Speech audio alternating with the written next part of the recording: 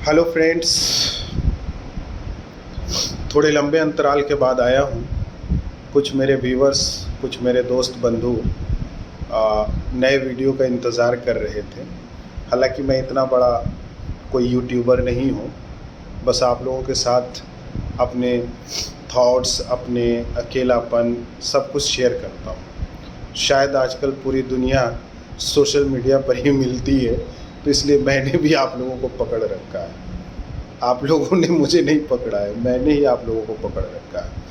ख़ासकर मेरे जो जूनियर्स स्टूडेंट हैं, जो लोग पूछते रहते हैं कि सर बीपीएससी यूपीएससी की तैयारी कैसे की जाए। पिछला वीडियो मैंने इसी टॉपिक पर बनाया था। तो देखो दोस्त, एक ही सिद्धांत लेकर चलना है कि लक्ष्य हो एक, लेकिन उसके जो इंटेंशन हो वो नेक।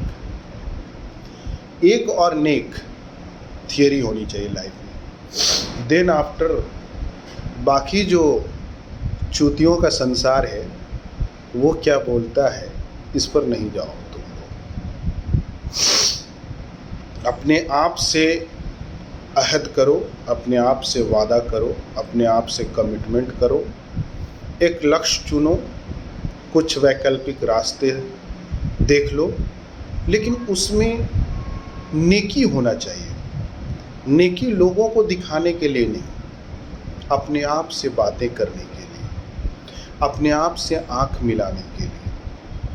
वरना एक तरफ सफलता की सीढ़ी चढ़ते जाओगे, ठीक है, लक्ष्य चुन लिया, तुमने खूब मेहनत किया, मेहनत का फल मिलेगा, मैं जानता हूँ। सफलता की सीढ़ियाँ चढ़ते जाओगे और दूसरी तरफ पैरेलल जो लाइफ होगी उसमें बेचैनी आती जाएगी। बेचैनी दूर हो और तब सफलता की सीढ़ी चढ़ रहे हो और एंजॉय कर रहे हो, जहाँ हो जीवन में वही एंजॉय कर रहे हो। उसके लिए एक इंटेंशन, एक मकसद नेक होना चाहिए। हो एक, बट उसमें जो इंटेंशन जुड़ा हुआ है वो नेक हो। नेक रहेगा तो तुम लाइफ से सेटिस्फाइड रहोगे। दुनिया के लिए नेक नहीं बनना है, अपने लिए।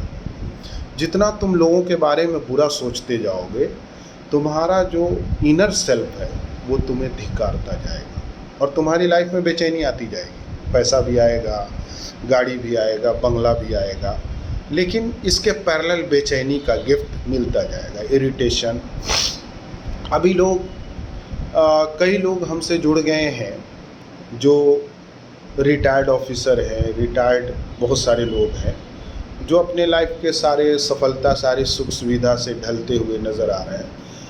तो उनके भी लाइफ को देखकर, उनसे भी बातें करके ये लगता नहीं है कि जिसको तुमने पैमाना बना रखा है या हमने बना रखा है, पैरामीटर बना रखा है कि ये आएगा तो वो आ जाएगा, नहीं आएगा। पैरेलल लेकर चलना होगा। मकसद जीवन में एक हो और उसके साथ नेकी अंदर से जोड़े रखो कि मैं करूँगा तो ये करूँगा, एक आदमी से भी अच्छे से बात करूँगा, ये भी एक नेक मकसद है।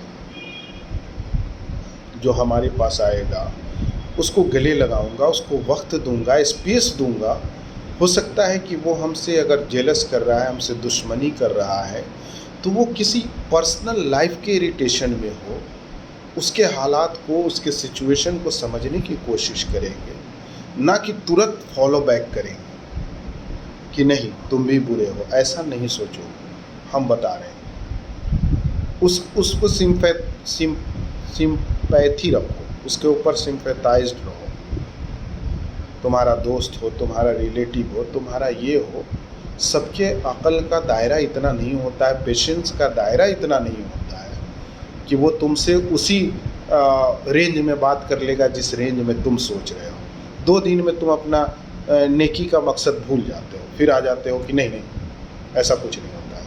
लेकिन मैं लॉन्ग टाइम जो इन्जॉयमेंट है तुम्हारे सफलता के साथ, उस पर बात करूँगा। मैं कभी भी इस पर बात नहीं करूँगा कि कौन सा विषय पढ़ो, कब पढ़ो, इस पर कोई बात नहीं करूँगा। मैं सिर्फ काउंसलिंग पर बात करूँगा। इसके लिए तुम्हारे पास विकिपीडिया, इसके लिए तुम्हारे पास यूट्यूब, इसके लिए कोचिंग क्लास, तुम जितना किताब पूछोगे उससे 10 गुना ज़्यादा लोग बताने वाले बैठे हुए हैं और तुम सफल भी हो जाओगे। लेकिन अपने आप को सिंप्लिसिटी लाना है। अपने आप में सिंप्लिसिटी लाना बहुत बड़ा चैलेंज है। कॉम्प्लेक्स अपने आप आ जाएगा। अपने लाइफ में सिंप्लिसिटी लाने के लिए तुम्हें अपने आप से लड़ना पड़ेगा, इस सोच से लड़ना पड़ेगा, इस इनर सेल्फ से लड़ना पड़ेगा। देन आफ्टर इस्टेब्लिश हो पाओगे। मान लो कि तुम्हारे फादर हैं, तुम्हारे घर में बड़े भाई हैं, तो हो सकता है कि ऐसा नहीं कि बड़े हैं तो उनके अकल का दायरा बढ़ाओ, ऐसा कोई ज़रूरी नहीं।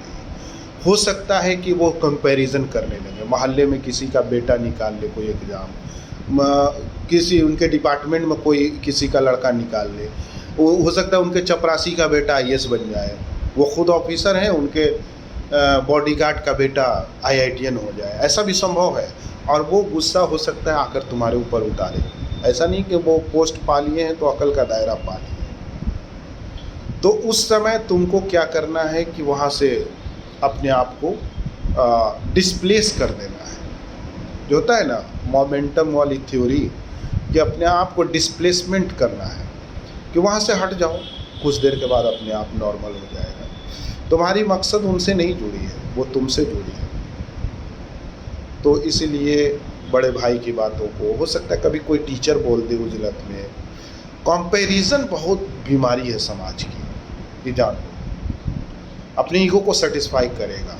अगर तुम भी आईआईटी निकाल लिए तो फिर कहेगा कि नहीं, फलां कर्मचारी का बेटा आईआईटी भी निकाला, उसके बाद आईएएस भी बन गया, अब तुम पे वो एडिशनल प्रेशर, तो तुम कभी पा नहीं पाओगे। कंपैरिजन का कोई एंडिंग नहीं है, मैं बता रहा हूँ। तो इसीलिए लक्ष्य और एक हो और उसके साथ नेक हो, इस पर जोर दो और अपने आप को रोज़ 1 से 2 घंटा टाइम दो। अकेले में ले जाओ, खुद से बातें करो, तुम्हें क्या चाहिए, ये सब ज़रूरी है दोस्त। बाकी चीज़ें आ जाएंगी, तुम लोग सब समझदार हो। Okay, bye, take care.